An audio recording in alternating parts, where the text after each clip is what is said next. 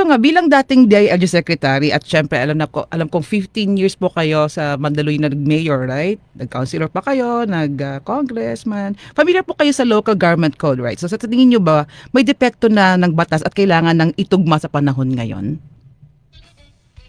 Well, alam mo, Nikki, sa nakikinig natin, itong local government code ay parang Biblia, no, ng mga gobyerno. Ano ba ang role ng barangay captain, ng gobernador, ng mayor, no? At ano ang role ng national government na Malacanang? Yes. It delineates. Pero this has been done 30 years ago, 1990s pa ito, at lumalabas yung depekto nito. Okay, ano-ano ito? Number one, yung tinatawag na barangay road. Okay. Isipin nyo, under the local government code na magpapagawa ng barangay road ay ang barangay. Oh. Karamihan ng mga barangay natin, wala naman silang pera. Oo. Totoo po yan. Nasa kanila yan, under the local government code, yes.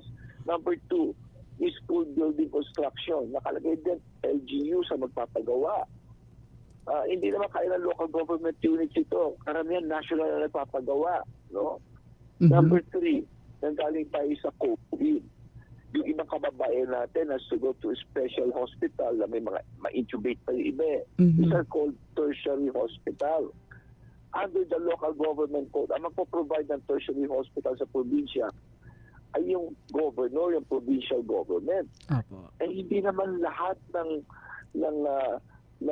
probinsya ay mayayaman. May mayaman at mahirap. Yes. So paano yung hindi kaya magkaroon ng tertiary hospital? Kawawa naman yung mamamayan. Opo. So for me, it should be the national government who should have these hospitals in these areas.